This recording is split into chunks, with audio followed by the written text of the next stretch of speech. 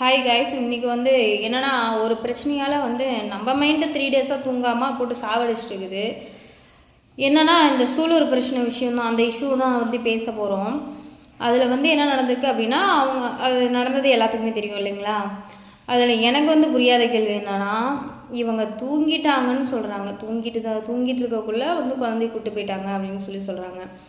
அந்த வீட்டில் அந்த ஊரில் இருக்கிற அந்த வீட்டுக்கு பக்கத்தில் இருக்கிற ஒரு அம்மா வந்துட்டு வீடியோ ரெக்கார்ட் பண்ணி போட்டிருக்காங்க.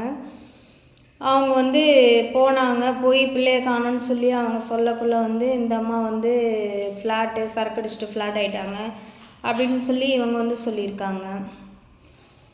அவங்க அம்மாக்கிட்ட வந்து பேட்டி எடுத்ததுக்கு அவங்க வந்துக்கிட்டு என் வீட்டுக்காரர் தாங்க, இல்லை என்ன எனக்கு புரியல அப்படின்னா, கூட்டிகிட்டு போன அந்த ஆளுக்கு இவங்களுக்கு சரி அஃபைர் இருக்குன்னே கூட வச்சுக்கோங்க. அஃபைர் இருந்தால் இப்போ இவங்களோடய முடிச்சிருக்க வேண்டியது. ஏன்னா பாவம் அந்த சின்ன குழந்தை என்ன பண்ணியிருக்கோம், எப்படி அப்படி நடந்திருக்கு, ஒன்றுமே புரியல. என்னென்னா நடந்திருக்கு, இதில் எதுவும் நம்புகிற மாதிரியே இல்லை. பாதி விஷயம் மட்டும்தான் வந்திருக்கு. ஆனால் இது நல்லா தீர விசாரித்தாங்க அப்படின்னா நமக்கு இன்னும் சில தகவல்லாம் தெரியும். முழுசாக தெரிஞ்சால் மட்டும்தான் நமக்கு இது கிளாரிட்டியாக இருக்க மாட்டேங்குது. இது என் மண்டைக்குள்ளே புகுந்து புலம்புன்னு புலம்புது.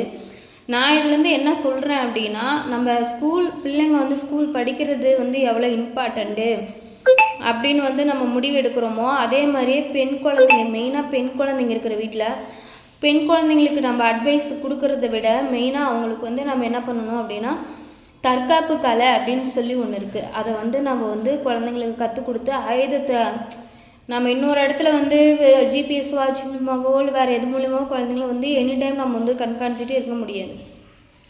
இந்த மாதிரி தற்காப்பு கலை இந்த மாதிரி ஏதாவது கற்றுக் கொடுத்தோம் அப்படின்னா நம்ம குழந்தைங்கள நம்ம வந்து சேஃப் பண்ண முடியும்.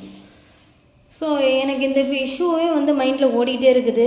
ஸோ உங்களுக்கு இதை பற்றி என்ன தெரிஞ்சிச்சு அப்படின்னு எனக்கு தெரில. ஸோ உங்களுக்கு இதை பற்றி என்ன தெரியுது, இதனால் நான் ஏன்டா 3 டேஸாக தூங்கலை அப்படின்னா எனக்கு அதுக்கும் பதில் தெரில.